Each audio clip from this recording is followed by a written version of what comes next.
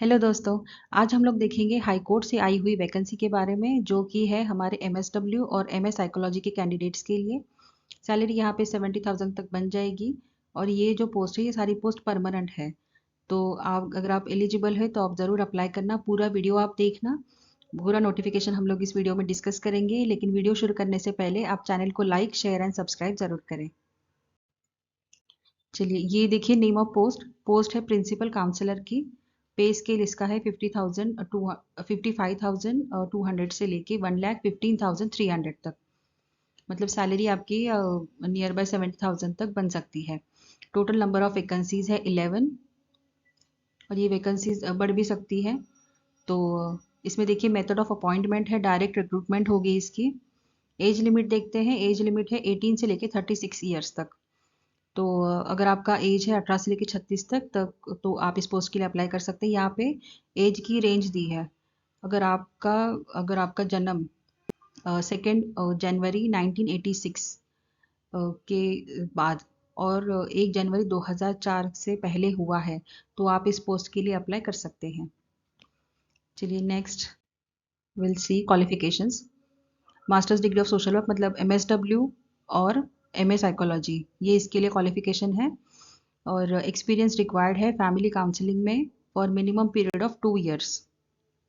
अगर आपके पास एक्सपीरियंस है फैमिली काउंसलिंग सेंटर में 2 साल का, और इसमें से कोई भी आपके पास डिग्री है, एमएसडब्ल्यू हो या फिर एमए साइकोलॉजी हो, तो आप इस पोस्ट के लिए अप्लाई कर सकते हैं। इसके लिए देखिए कि फीमेल कैंडिडेट जो है, यहाँ पे नोट लिखा है preference will be given to female candidates. और इसके लिए एक्स्ट्रा मार्क्स भी है फीमेल कैंडिडेट्स के लिए, वो हम लोग आगे वीडियो में देखेंगे। तो ये जो रिक्रूटमेंट है ये आई है the high court of Kerala से। और ये इसका फ्रंट पेज है नोटिफिकेशन का। अभी हम लोग देखेंगे। ये देखिए, ये इंपॉर्टेंट नोट है।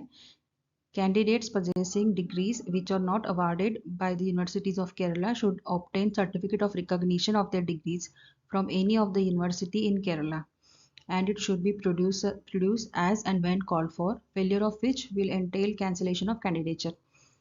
अगर आपके पास एमएसडब्ल्यू या एमए साइकोलॉजी की डिग्री अगर आपने यूनिवर्सिटी ऑफ केरला से नहीं किया है, अगर आपके पास जो डिग्री है आपकी वो बाहर किसी यूनिवर्सिटी से है, तो आपको सर्टिफिकेट ऑफ रिकॉग्निशन लेना है। देखिए यहाँ पे लिखा है सर्टिफिकेट ऑफ रिकॉग्निशन लेना है of your degree from any of the universities इन केरला।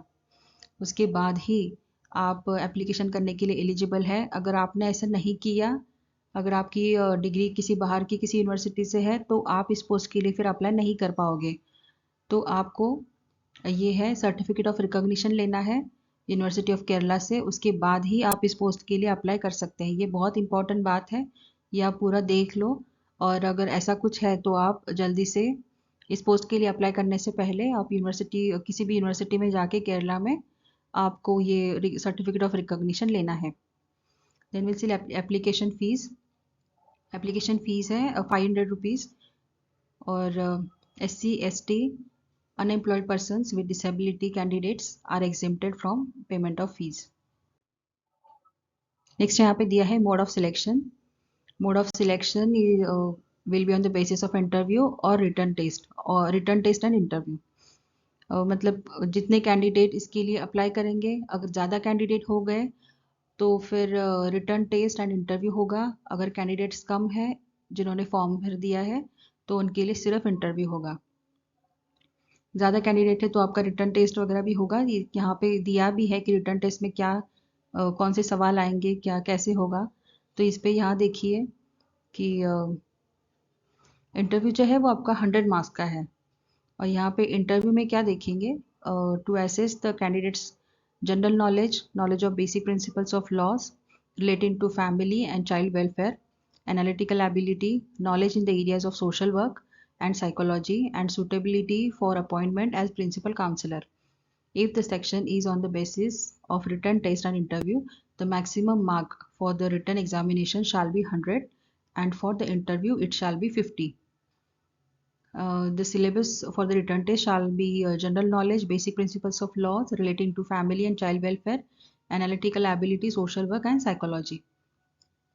तो ये सारी चीज़ें हैं। अगर रिटर्न टेस्ट होगा तो ये सारे एरियाज़ में आपसे सवाल पूछे जाएंगे। और सिर्फ इंटरव्यू हुआ या फिर रिटर्न टेस्ट के साथ भी आपका इंटरव्यू होगा, तो उसमें ये सारी चीज़ें पूछी जाएंगी।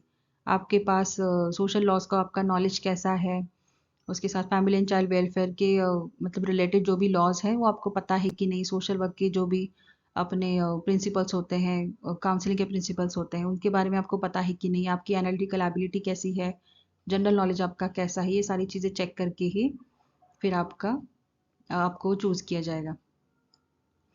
फॉर मेन लिस्ट जो रेशो है वो देखिए ऐसा बनेगा 1:3, मतलब एक पोस्ट के लिए 3 कैंडिडेट को चूज़ किया जाएगा और उसके बाद ही उनका इंटरव्यू लिया जाएगा और उसके बाद फाइनल सिलेक्शन होगा। नेक्स्ट यहाँ पे देखिए, जो भी रिटर्न टेस्ट है या फिर जो भी फाइनल सिलेक्शन, रिटर्न टेस्ट के बाद आपको 40% मार्क्स होने चाहिए अगर आप जनरल कैटेगरी से हो, जनरल एंड ओबीसी कैटेगरी, और 35% मार्क्स होने चाहिए अगर आप एससी या एसटी कैटेगरी से हो। यहाँ पे एक इम्पॉर्टेंट बात है, female candidates who have secured the cut off minimum marks prescribe for the interview shall be entitled to a weightage of 5 marks. Female candidates के लिए इंटरव्यू में 5 मार्क्स मिल जाएंगे। तो जो भी फीमेल कैंडिडेट्स हैं एमएसडब्ल्यू और एमए साइकोलॉजी की, तो ज़रूर इस पोस्ट के लिए अप्लाई कर देना क्योंकि आपको प्रेफरेंस मिलने वाला है। ट्रेनिंग का पीरियड यहाँ पे मेंशन नहीं किया है, लेकिन ट्रेनिंग आपका ज़रूर होगा। यहाँ पे दिया every person appointed shall undergo such training by high court. Probation period देखिए, प्रोबेशन पीरियड है 2 इयर्स का on duty within a continuous period of 3 years. और इसके बाद यहाँ पे हाउ टू अप्लाई दिया है। जब भी आप ऑनलाइन एप्लीकेशन भरोगे तो उस टाइम पे आपको ये पूरा मतलब पूरा डिटेल में आप पढ़ लो, क्योंकि स्टेप 1 और स्टेप 2 ऐसे 2 पार्ट्स में एप्लीकेशन है। तो स्टेप 1 कैसे फिल करना है, स्टेप 2 कैसे फिल करना है, वो तो ये सारी इन्फॉर्मेशन इसमें दी है। तो एप्लीकेशन करने से पहले आप ये पूरा नोटिफिकेशन ज़रूर पढ़ लेना। और वेबसाइट पे सैम्पल एप्लीकेशन फॉर्म भी है, ये वेबसाइट भी दी है इसमें। तो वेबसाइट पे सैम्पल एप्लीकेशन फॉर्म है, तो वो देख के आप अपना एप्लीकेशन भर सकते हैं।